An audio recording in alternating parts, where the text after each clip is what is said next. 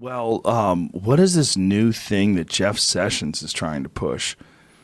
Religious freedom. Yes. Which means you have to obey whatever the fundamentalist Christians want to do. Yeah, well, this is what, Michael Malice was tweeting about this the other day when he tweeted this. He said, when I said that a version of Sharia law could very well be coming out of this administration, this is what I'm talking about. Yeah. Yeah, it's a weird backward thing where you define religious freedom to be let fundamentalist Christians do whatever they want, right? Yeah, and do it by law. Yeah, yeah. I mean, and it's tricky because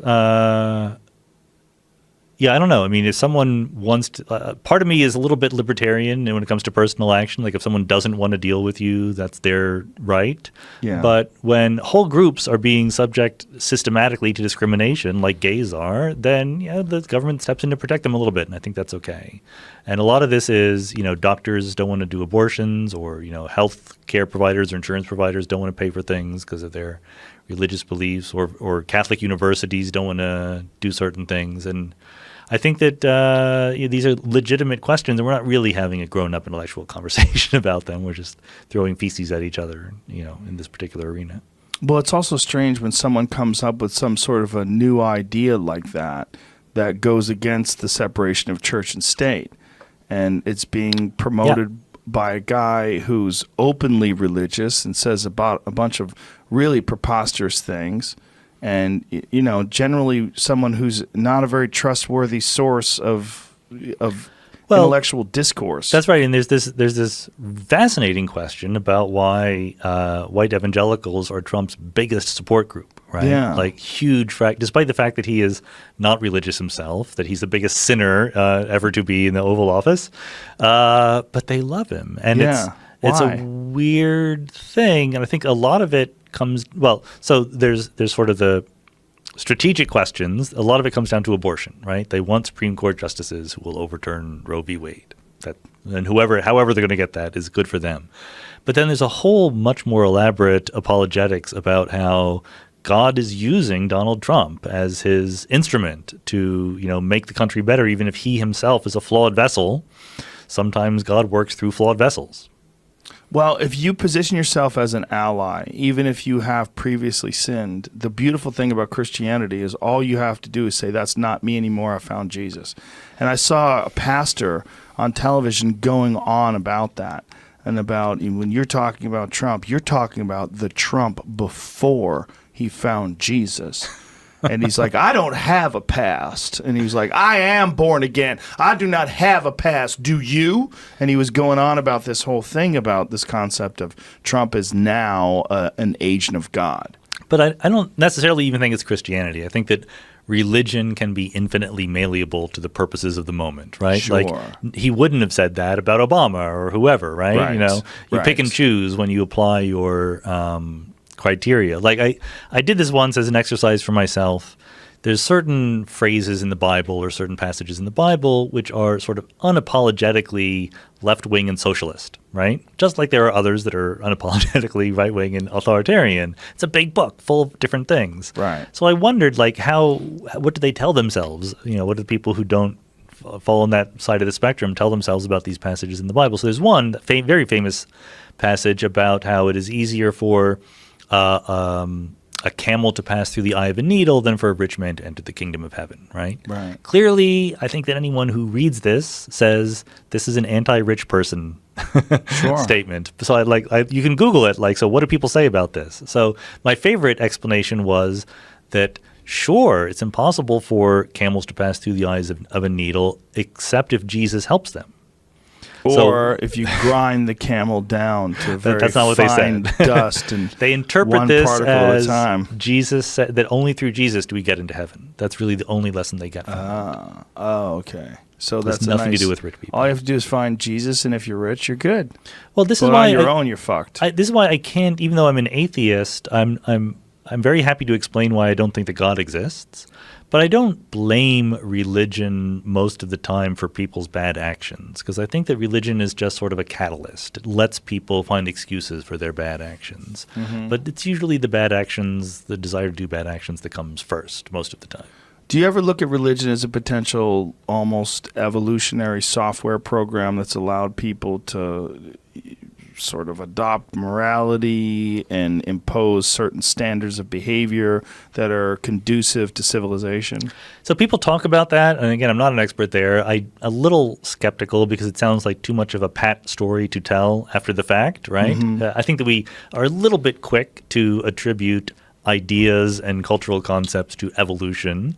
But certainly, religion was not like just science done badly back in the day, right? Like what religion was something much more expansive, interleafed with your life overall. So it was not just how the world was created and whether God exists. It was how to be a good person, how to live in your community, things like that.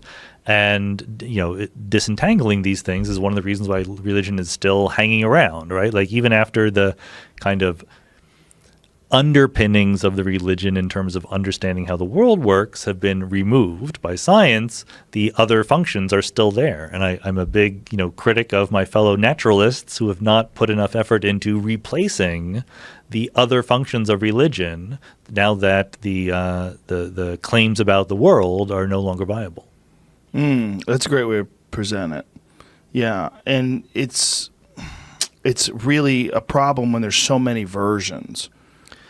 Yeah, so I mean, one of the many, many reasons why I think that it's not really credible to be religious intellectually is because if in the classic traditional Western religious sense, where there's a God and he cares about us, right? So there's all sorts of questions about where we define the boundary of religion, whether Buddhism is a religion or something like that. But in the usual sense that we grew up with in this country, surely, if that were true, God would have done a much better job of explaining himself to us, right? Like, why would God give us his message through a bunch of people in a tiny country who didn't write? Like the New Testament wasn't written down until decades after the event. None of the people who wrote it down were eyewitnesses.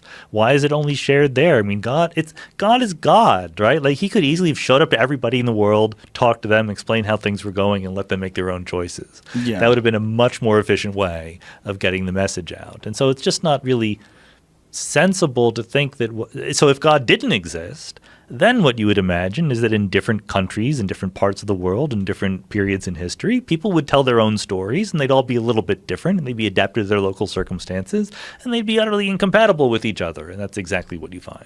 Do you speculate as to what the origins of the concept of God are, since so many different groups of people all over the world have a very similar idea, at least, that there's some omnipotent superpower that's controlling the destiny of everything? Yeah, so number one, I think that the idea of omnipotence was actually somewhat late coming onto the scene, right? Like if you dig into what was happening before 2,000 years ago, the Hebrew God was not omnipotent at the beginning, right? I mean, the Hebrews came out of a polytheistic society where there were lots of different gods around, and you can trace how their God evolved over time and first, became their God, right? Like this was one God that the Hebrews were, worshiping, and the Egyptians and the Babylonians would worship other gods. Then they started saying, well, our God is better than all the other ones. And then they started saying, well, the other ones don't even exist, right? And it was an evolution over time, and omnipotence came late. Like you would talk about the gods quarreling. If you were a polytheistic, a pagan culture, it actually makes more, like a lot of the world makes more sense if you believe there's a whole bunch of gods out there who disagree with each other, right? Suddenly lots of aspects of reality come into focus. But the idea there's supernatural, very powerful influences in the world. I mean, that's just an obvious idea, I think. Like we're human beings. We tend to, as our first guess in understanding the world, treat the world as humanist, like we're anthropomorphic, right? Like if something exists, it must have been designed. There must be a reason. There must be a purpose.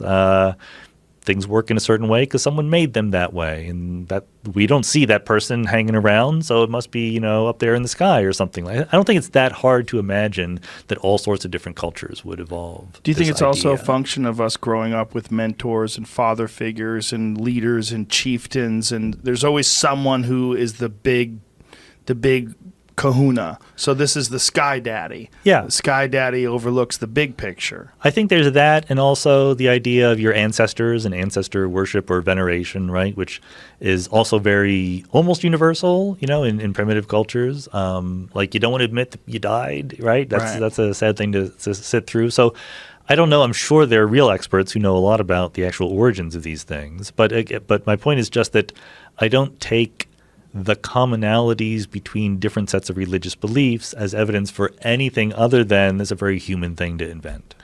People search for meaning, and they take meaning from whatever religion or ideology that they subscribe to, and they use it as sort of a reason why they're living.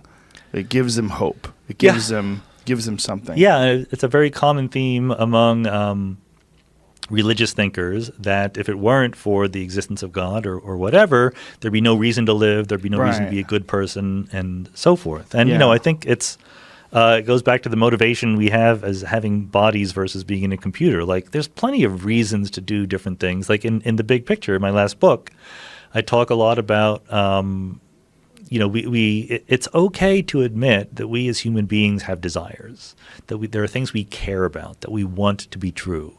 And you can talk about why that's true from evolution, from biology and whatever, but it doesn't matter why in some sense. We have goals. We're not completely aimless. Like, we want to survive, we want to flourish, we want to be friends with people, we want to have families, whatever it is we want to do. All that we put together in terms of morality and ethics and meaning and purpose comes out of thinking hard and carefully, hopefully, about how to systematize and grow those existing desires that we have into a way of living in the world. We don't need anything external to make that happen. We just need to sort of think about where we are already and try to make it better. But you, as an intelligent person who is also an atheist, who thinks very deeply about things, what do you cling to as a purpose for life? Do you have one? Do you have like when you sit and think, like, what's the point of all this? Do you? I don't have a single one. I don't have a monolithic purpose. I have plenty of intermediate sized purposes, right? Otherwise, why continue living? I think that there's plenty of things I want to do, to achieve, to experience, to share, to give to the world, right? That's a big feature, right? The give to the world. That the way you interact with other human beings and your effect on other human beings gives you purpose. Yeah, and even if I think that when I die I will no longer exist and my feelings won't matter, I have feelings right now about what the world will be like even after I'm not here anymore, right? So I can still be motivated to make the world a better place in ways that will outlive me, even if I think that when I die it's really the end for me.